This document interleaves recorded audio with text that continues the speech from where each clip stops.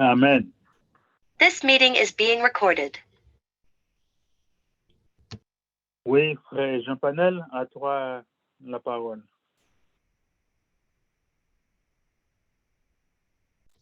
Est-ce que vous m'entendez? Est-ce qu'on m'entend bien? Oui. Oui. Ok, merci. Merci frère Jean-Rémy. Merci aussi le frère Exumont pour la prière. Je salue aussi toute l'Assemblée et tous ceux qui sont présents pour l'étude de la parole de Dieu ce soir. Alors, je vous inviterai à prendre avec moi, sans plus tarder, le premier épître de Corinthiens au chapitre 2. Puis, première épître de Corinthiens au chapitre 2. Nous allons lire dans l'intégralité, du verset 1 au verset 14. Pendant que vous cherchez aussi, je veux vous dire que, bon, si l'étude que je voulais présenter aujourd'hui, peut-être que c'est un peu long, je ne sais pas si j'aurai le temps de tout finir.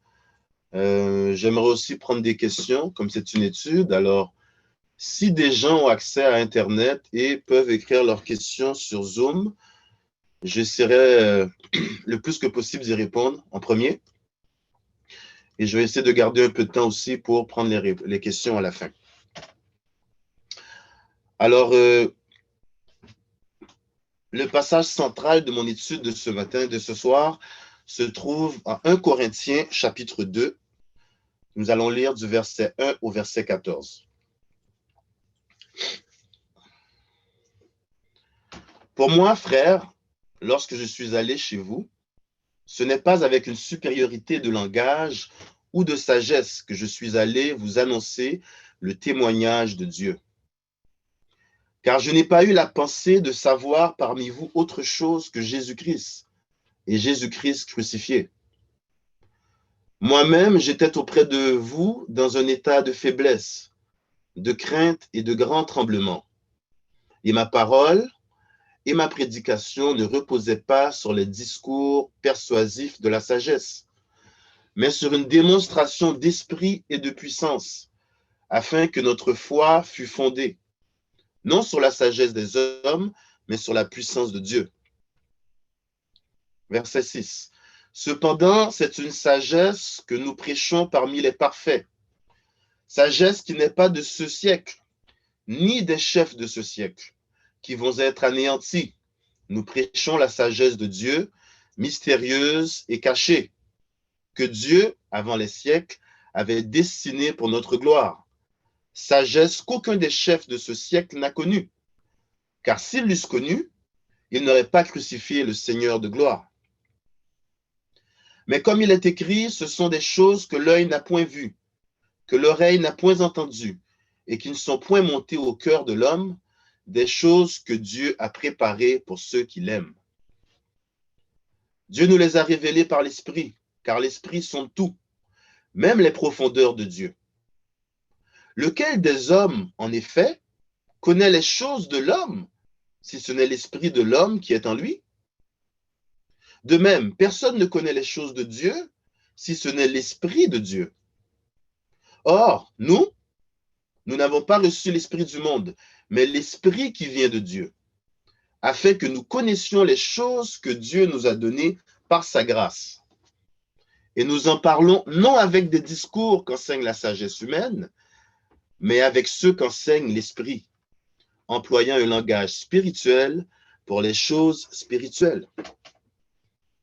Verset 14. Mais l'homme animal ne reçoit pas les choses de l'Esprit de Dieu, car elles sont une folie pour lui. Et il ne peut les connaître parce que c'est spirituellement qu'on en juge. L'homme spirituel, au contraire, juge de tout, et il n'est lui-même jugé par personne. Car qui a connu la pensée du Seigneur pour l'instruire? Or, nous avons la pensée de Christ.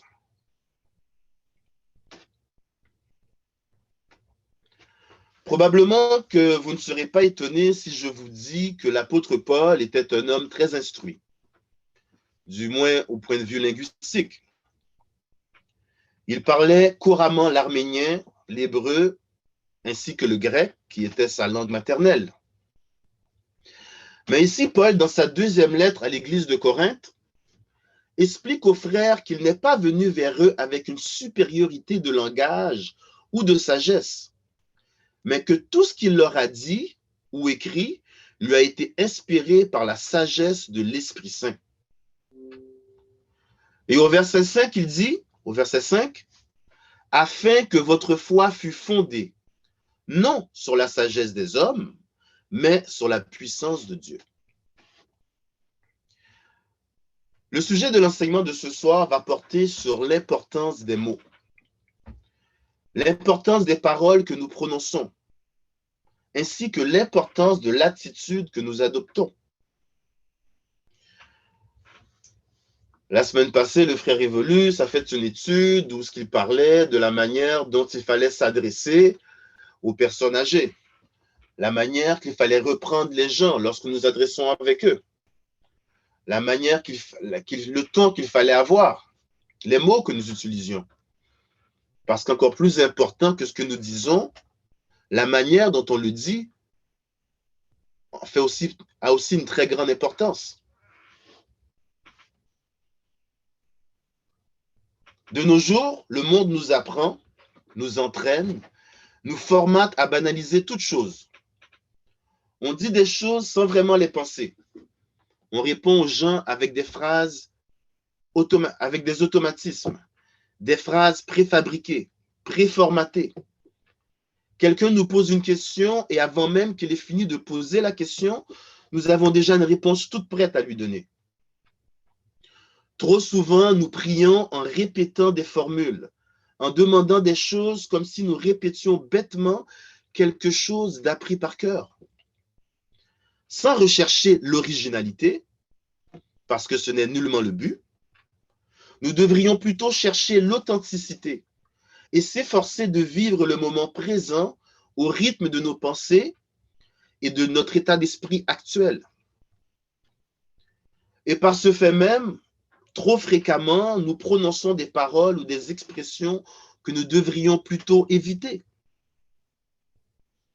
Des paroles lourdes de signification ou souvent à double sens, que nous avons pris l'habitude d'ignorer leur vraie définition ou à les utiliser sans prendre conscience de tout ce qu'ils impliquent.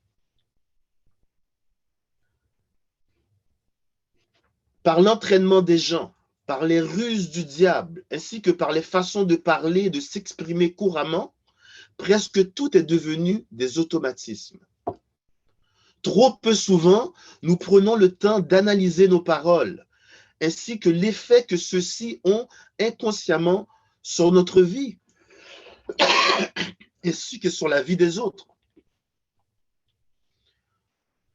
Dans la lecture que nous avons faite au verset 12, si vous pouvez prendre avec moi, au verset 12 et verset 13, il est dit, « Or, nous n'avons pas reçu l'esprit du monde, mais l'esprit qui vient de Dieu, qui est un esprit de discernement, afin que nous connaissions les choses que Dieu nous a données par sa grâce. » Verset 13. « Et nous en parlons non avec des discours qu'enseigne la sagesse humaine, mais avec ceux qu'enseigne l'esprit, employant un langage spirituel pour les choses spirituelles. » Par exemple, il ne faut pas minimiser le pouvoir de l'esprit. Si vous dites que vous ne pouvez pas faire telle ou telle chose, votre esprit va finir par le croire. Votre corps va en être influencé par votre esprit. Vous allez vous enfermer, vous limiter, vous restreindre dans vos capacités. Et désormais, vous vous trouvez clôturé dans une barrière ou une zone où vous pouvez difficilement sortir. En d'autres mots, de manière plus concrète, si vous ne croyez pas être capable de réaliser quelque chose et que vous répétez sans cesse que vous n'y arriverez jamais, il est très peu probable que vous y arriviez. Si vous priez Dieu croyant qu'il est limité, comment pouvez-vous espérer contempler sa gloire dans votre vie? Comment allez-vous voir l'étendue de sa magnificence dans votre vie ou même dans celle des gens pour qui vous priez. La sagesse qu'enseigne l'Esprit est que tout est possible par la foi. Que vous soyez fatigué ou pas lorsque vous vous levez le matin.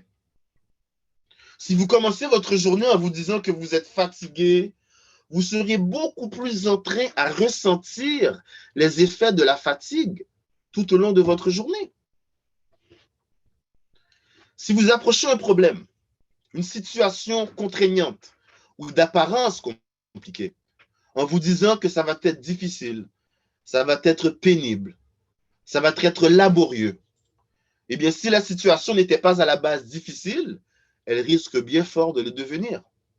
Et si la situation était déjà difficile, elle risque de le devenir encore plus.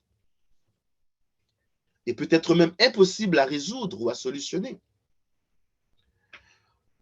Vous avez sûrement déjà entendu l'expression « le diable est dans les détails ». Mais par exemple, pour l'adoration, si vous dites « j'adore ma femme », ce qui est une marque d'affection sincère, vous serez beaucoup plus susceptible de vénérer cet amour plutôt que de donner la première place à Dieu. Et si votre femme déroute de la vie chrétienne, à qui resterez-vous fidèle? Rappelez-vous et gardez en tête que l'adoration est réservée uniquement et strictement à Dieu et à personne d'autre. Le poids des mots n'est pas seulement lourd de signification, mais aussi de conséquences.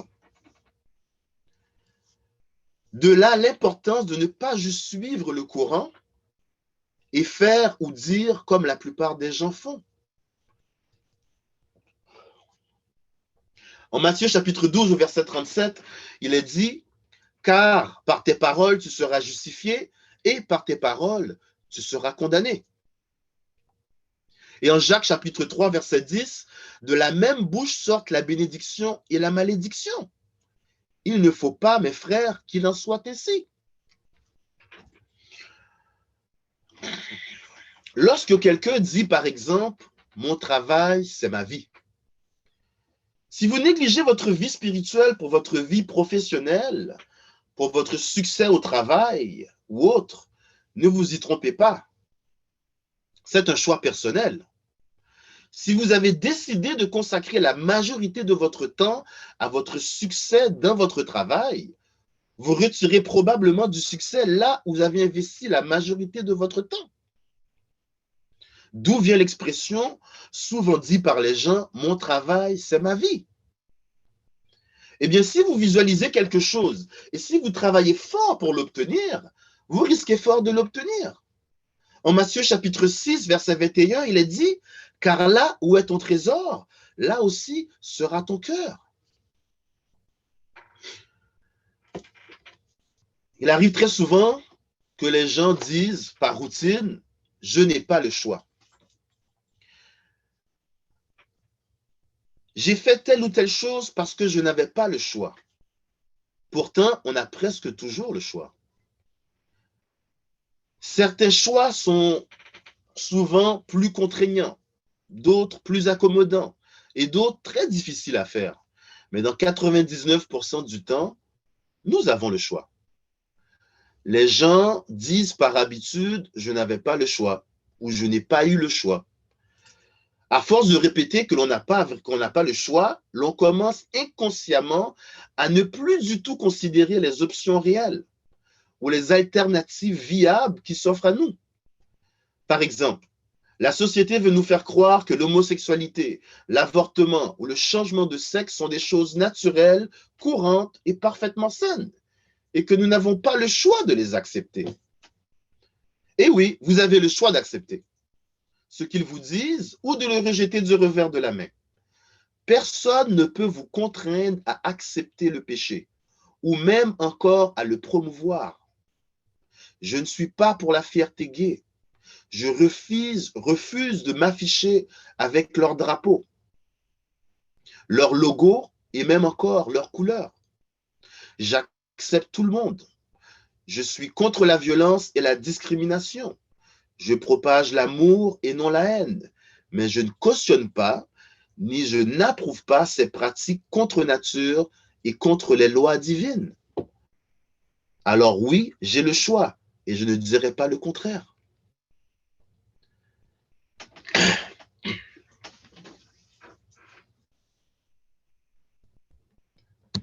La prolifération, la banalisation et l'ironie des termes dérisoires.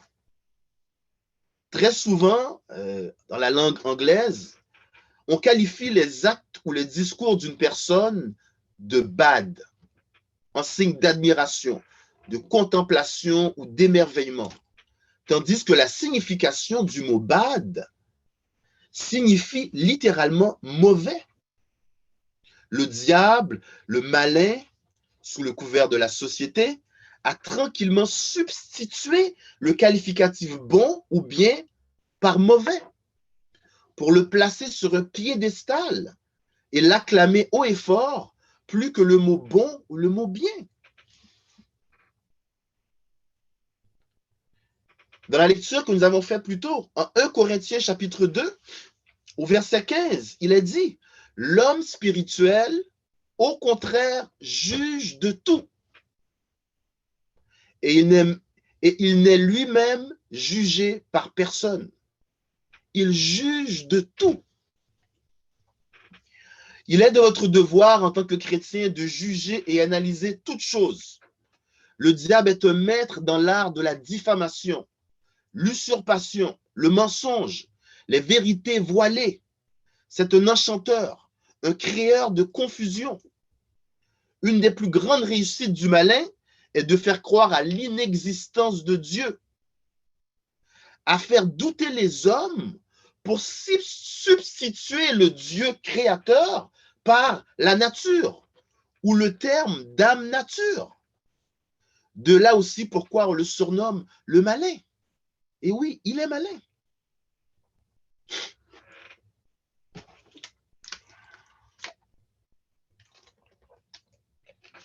Le sage tourne 7 fois la langue dans sa bouche avant de parler.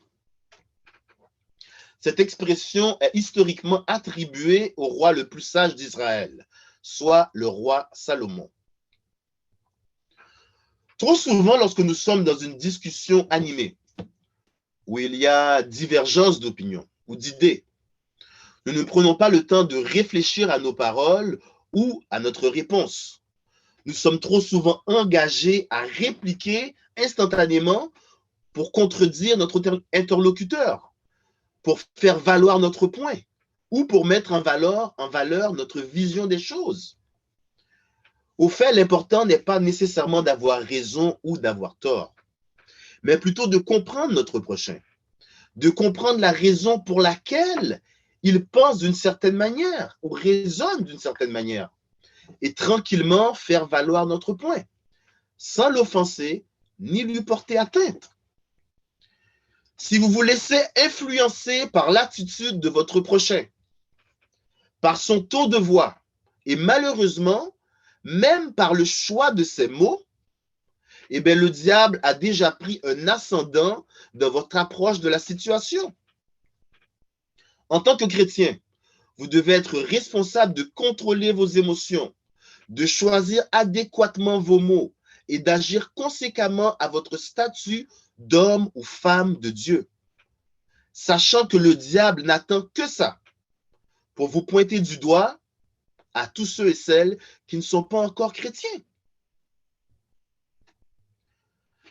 En 1 Pierre chapitre 3, le verset 9 et 10, il est dit « Ne rendez point mal pour mal ou injure pour injure. Bénissez au contraire, car c'est à cela que vous avez été appelés, afin d'hériter la bénédiction. » Verset 10, « Si quelqu'un en effet veut aimer la vie et voir des jours heureux, qu'il préserve sa langue du mal et ses lèvres des paroles trompeuses. » Maintenant, est-ce que c'est facile? Absolument pas. Est-ce que c'est réalisable? Tout à fait. Rappelez-vous que si vous partez avec l'idée que Dieu peut vous aider à réaliser n'importe quoi, il n'y a rien que vous demandez et qu'il ne vous accordera pas. Jean chapitre 14, verset 13. Et tout ce que vous demanderez en mon nom, je le ferai, afin que le Père soit glorifié dans le Fils. Prenez avec moi, s'il vous plaît, Proverbes chapitre 15. Tournez vos Bibles avec moi en Proverbes chapitre 15 au verset 23. Proverbes chapitre 15 au verset 23.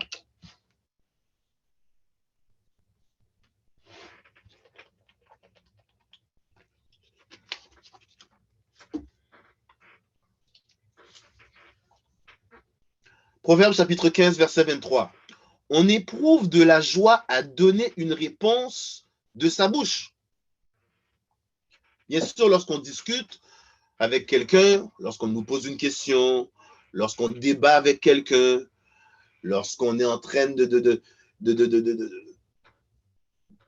dans une discussion animée, on éprouve de la joie à donner une réponse de sa bouche, à répondre, à faire valoir son point. On éprouve de la joie à donner une réponse de sa bouche. Et combien est agréable une parole dite à propos. Une parole dite à propos est une parole juste, une parole qui éclaircit, une parole qui dit la vérité, une parole qui n'est ni grossière ni hautaine.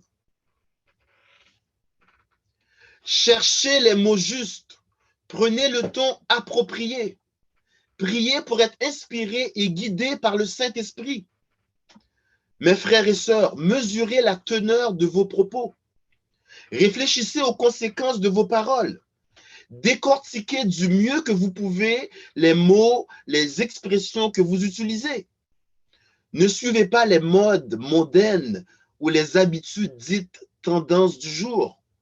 Fiez-vous à ce que vous connaissez vraiment. Et encore dans la mesure du possible, recherchez l'exactitude et la véracité des mots et des expressions que vous utilisez.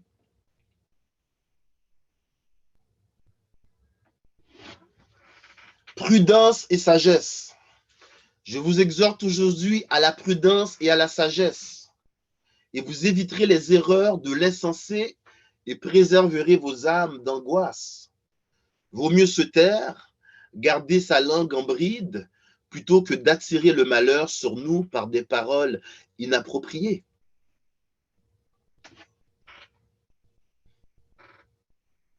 Exhortation à la prudence. Proverbe 10, verset 19. Celui qui parle beaucoup ne manque pas de péché.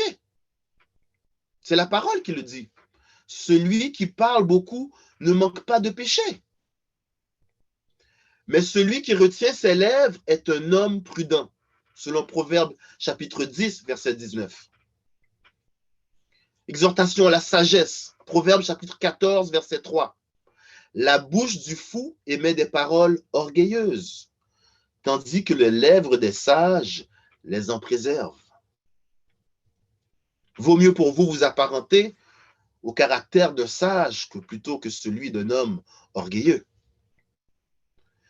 Proverbe 18, verset 7. La bouche de l'insensé cause sa ruine, et ses lèvres sont un piège pour son âme. Ses lèvres sont un piège pour son âme.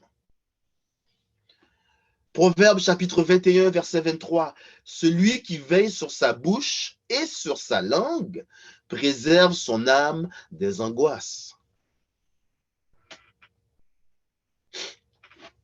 La colère, l'amertume, la déception, le désespoir, toutes ces choses peuvent influencer notre état d'esprit et notre jugement peut même, à court terme, en être altéré négativement.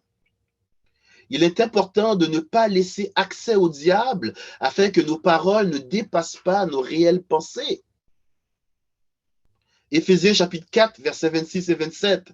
Si vous vous mettez en colère, ne péchez point, que le soleil ne se couche point sur votre colère, et de ne donnez pas accès au diable. Jacques chapitre 3, verset 5. De même, la langue est un petit membre et elle se vante de grandes choses. Voici comme un petit feu peut embraser une grande forêt. Et en Jacques chapitre 1, au verset 26, « Si quelqu'un croit être religieux sans tenir sa langue en bride, mais en trompant son cœur, la religion de cet homme est vaine. » Prenez avec moi, s'il vous plaît, Proverbe chapitre 18. Proverbe chapitre 18, verset 4.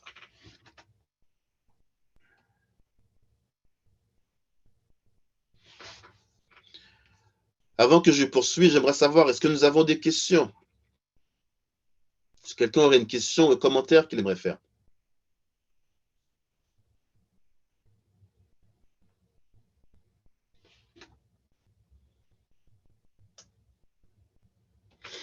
OK. Alors, Proverbe chapitre 18, verset 4. Il est dit, « Les paroles de la bouche d'un homme sont des eaux profondes. » C'est-à-dire que les paroles qui sortent de votre bouche sortent de loin.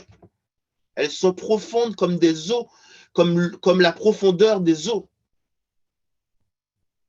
Les paroles de la bouche d'un homme sont des eaux profondes.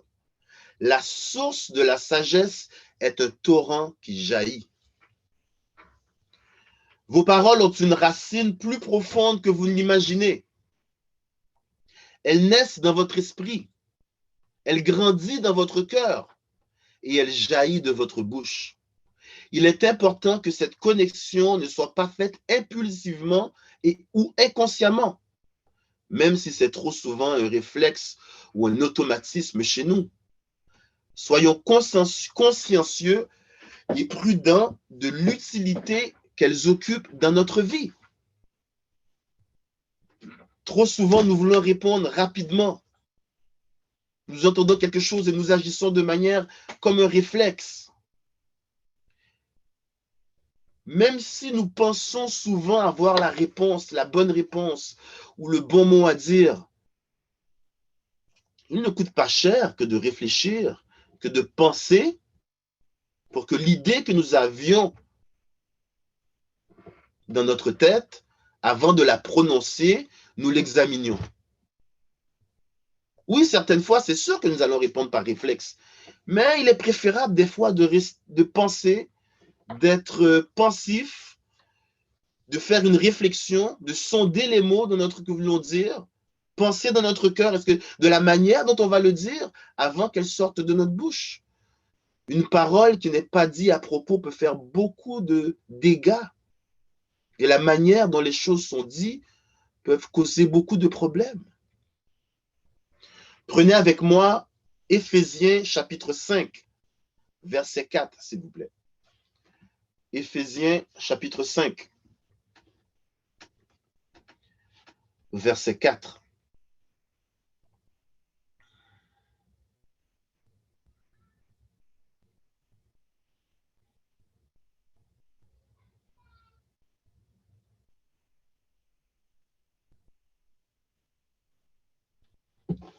Éphésiens chapitre 5, verset 4.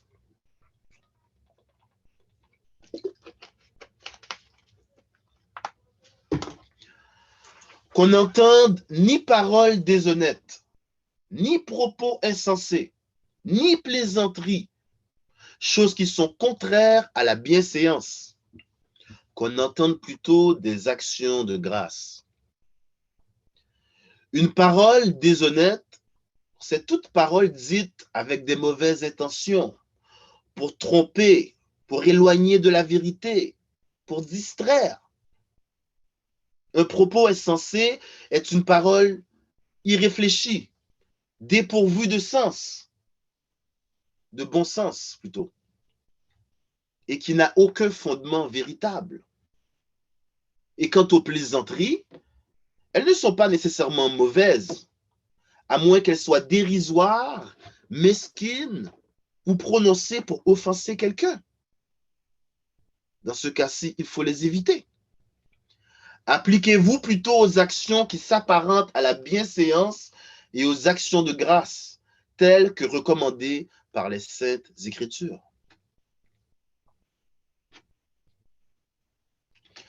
Prenez avec moi, s'il vous plaît, 1er Thessaloniciens, première épître de Thessaloniciens, chapitre 1. 1er Thessaloniciens, chapitre 1, verset 5.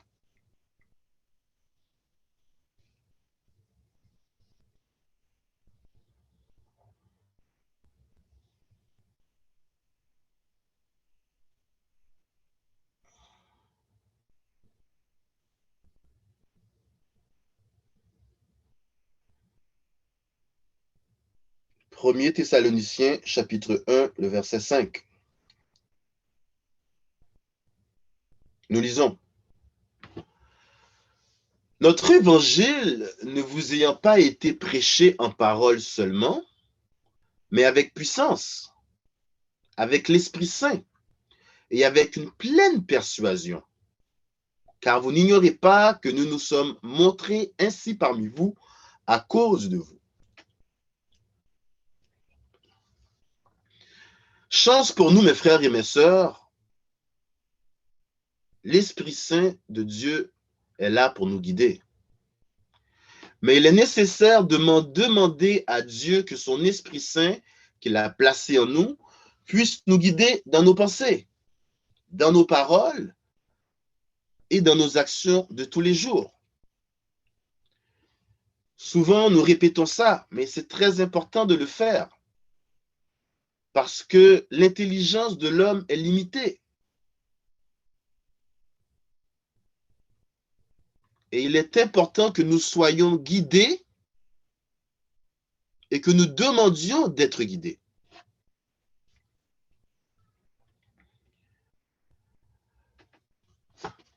L'homme est très souvent arrogant. L'homme est très souvent hautain, sûr de lui-même, pense très souvent qu'il a toujours raison et que l'autre a tort. Lorsqu'on est dans une discussion avec quelqu'un, on dit souvent que la personne refuse d'entendre raison, ce qui implique que nous sommes convaincus que nous avons raison et qu'elle a tort. Peut-être que nous avons raison, peut-être que nous avons tort, peut-être que c'est l'autre personne qui a raison, ou peut-être que c'est elle qui a tort. Rechercher la vérité est une bonne chose. Vouloir l'imposer aux autres, c'est malsain. Si je suis sûr d'avoir raison, si je discute par exemple, d'une question biblique ou doctrinale avec un frère, ou avec quelqu'un qui n'est pas frère et que je veux pouvoir évangéliser, la meilleure manière est de demander à Dieu de nous aider, sachant que nous ne sommes pas celui qui fait le travail, mais que c'est Dieu qui fait le travail. Nous ne sommes qu'un canal pour distribuer sa parole. Et il est important pour nous d'utiliser des mots qui soient pesés. Ne pas être trop arrogant, ne pas être trop sûr de soi. Oui, nous devons être sûrs de soi, mais nous ne devons pas imposer ce que nous savons aux autres en disant que ce sont des ignorants, par exemple. En Proverbe chapitre 15, verset 1, il est dit « Une réponse douce calme la fureur, mais une parole dure excite la colère. »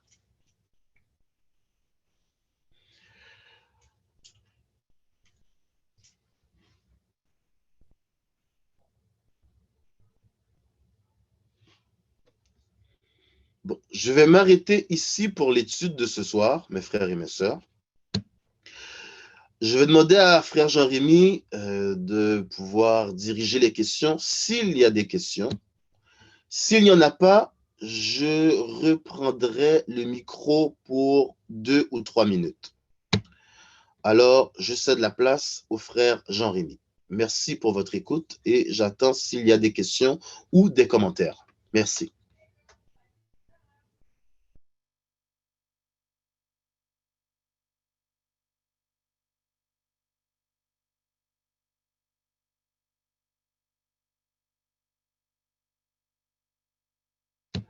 Si le frère Jean-Rémy n'est pas disponible ou ne l'entend pas, est-ce qu'il y aurait des gens qui auraient des questions directement qu'ils voudraient poser, s'il vous plaît?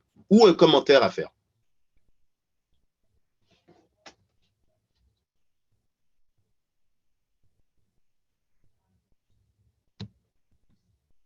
Est-ce qu'on m'entend bien? Oui. Oui, ok. Alors, est-ce qu'il y aurait une question, un commentaire?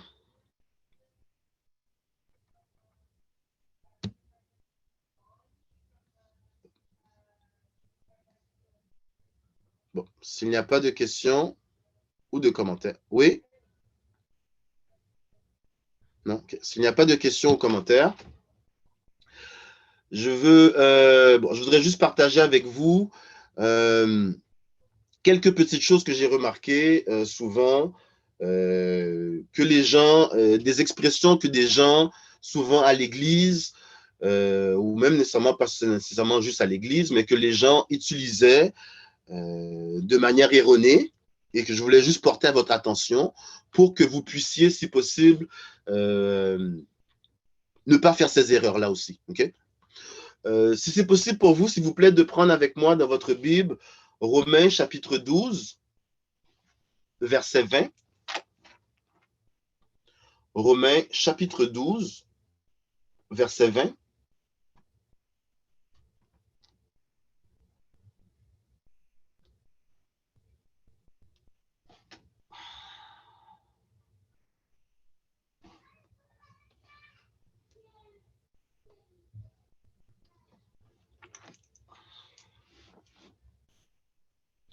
L'expression qui est souvent dit, amasser des charbons ardents sur la tête de son ennemi. Souvent, c'est une expression qui est expliquée ou qui est dit de manière peut-être un peu confuse ou de manière où les différents passages où ils sont utilisés dans la Bible peuvent porter à confusion. Lorsqu'on pense à ça de manière brute, on dit amasser des charbons sur la tête de son ennemi. Bon, on parle de son ennemi, mais on ne parle pas de lui faire du mal. Et lorsqu'on dit des charbons ardents, on s'attend que c'est du charbon, c'est du bois pour faire du feu et que c'est chaud. Donc, mettre ça sur la tête de son ennemi, ce serait pour lui faire du mal. Par contre, la vraie signification de cette expression, amasser les charbons ardents, c'est plutôt quelque chose qui est, comment je pourrais dire, c'est plutôt, ce n'est pas une mauvaise chose, c'est au contraire un acte de persuasion par la soumission, la gentillesse ou la servitude. Lorsque, par exemple, on a quelqu'un qui a un cœur de pierre ou une tête dure, eh bien, l'expression était utilisée pour dire qu'on amassait des charbons ardents pour faire fondre son cœur de pierre ou sa tête dure. Quelqu'un qui ne voulait pas entendre, alors ou quelqu'un qui était notre ennemi, qui nous avait comme adversaire. Eh bien, en faisant des bonnes actions, on amassait des charbons ardents qui étaient chauds pour faire fondre son cœur de pierre ou son caractère qui était un peu rigide. C'est pour ça, si vous lisez en Romains chapitre 12, le verset 20, si on lit à partir, par exemple, à partir du verset 18, s'il est possible, autant que cela dépend de vous, soyez en paix avec tous les hommes. Verset 19, ne vous vengez point vous-même, bien-aimés, mais laissez agir la colère, car il est écrit, à moi la vengeance, à moi la rétribution, dit le Seigneur. Mais si ton ennemi a faim, donne-lui à manger. Comme ça, tu vas le convaincre. Si ton ennemi a faim, donne-lui à manger. S'il a soif, donne-lui à boire. Car en agissant ainsi, ce sont des charbons ardents que tu amasses sur sa tête. De cette manière, tu t'arranges pour pouvoir faire fondre son cœur ou son caractère rigide pour le gagner auprès du Seigneur. Donc, c'est une des expressions souvent qui est mal compris ou qui est mal utilisée souvent par les gens, souvent par manque de compréhension ou la manière dont c'est formulé, ça peut porter à confusion. Une autre expression encore souvent que les gens vont dire, lorsque par exemple quelqu'un dit quelque chose qui est contraire à la doctrine, contraire à la Bible, ou contraire à l'enseignement de l'Évangile, on dit que cette personne-là est dans l'apostasie ou dit l'apostasie.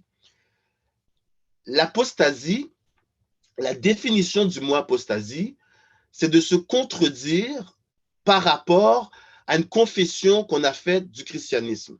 La renonciation publique à une confession, plus particulièrement l'abandon de la foi chrétienne. L'apostat signifie qu'il a renié sa foi chrétienne. Ce terme religieux désigne une personne qui a publiquement renoncé à sa religion ou à ses vœux monastiques. L'apostat signifie qu'il renie une croyance. Ce terme qualifie une personne qui abandonne une doctrine, un parti ou une opinion. Plus précisément, la religion chrétienne, la foi chrétienne.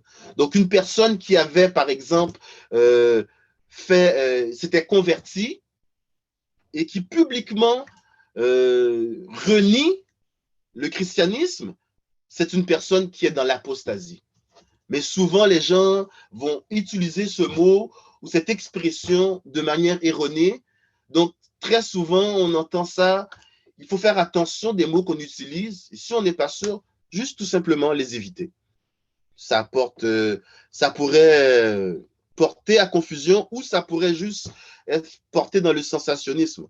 Alors, évitez ces choses parce que les mots qui sortent de notre bouche sont des mots très importants, lourds de signification et de conséquences.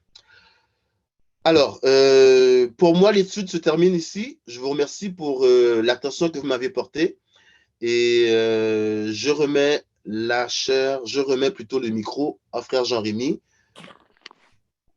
et je vous remercie. Oui, merci frère Jean-Panel. Je veux faire un petit commentaire. C'était très bien.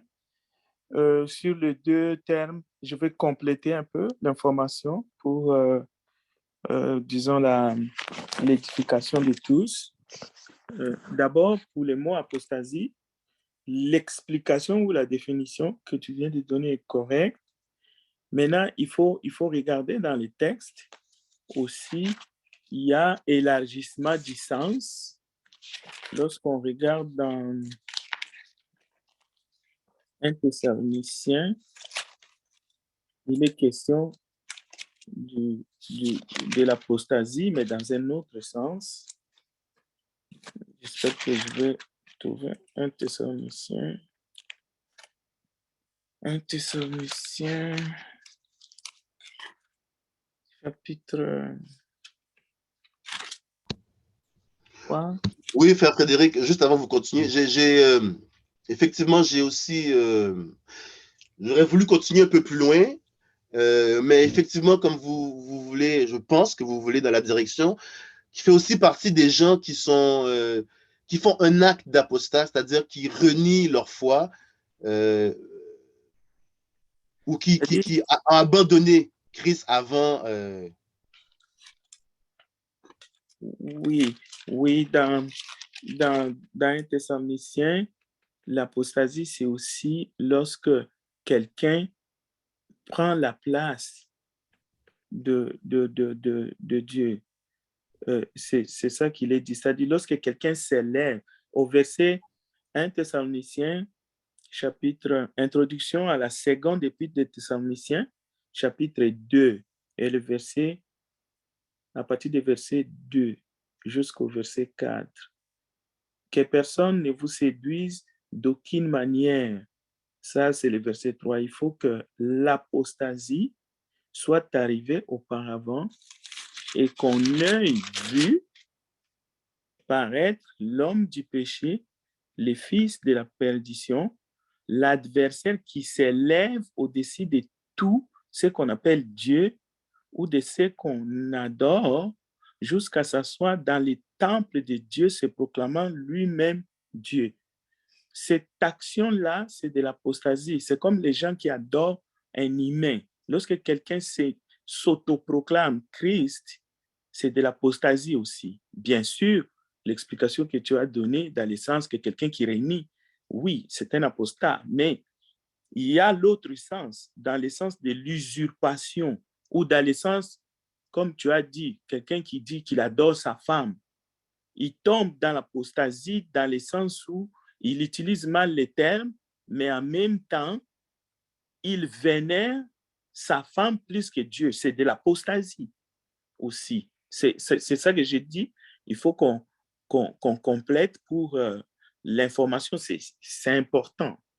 Maintenant, dans Romains, chapitre 12, là où beaucoup de gens se trompent, et tu as raison, parce qu'ils comprennent mal ces charbons-là, et tu l'as bien expliqué. Mais c'est parce qu'avant, et tu l'as lu, il est question de quoi? Dieu dit, ne vous vengez pas, parce que c'est à moi la vengeance. Alors, cette dimension-là, beaucoup les négligent. Lorsque Dieu dit c'est à lui la vengeance, cela ne signifie pas que Dieu va laisser faire ou va tout simplement passer l'éponge. Cela veut dire qu'il va rendre justice. Le terme vengeance là a toute son importance. C'est pour ça que nous ne devrions pas le faire parce que lui, il va le faire.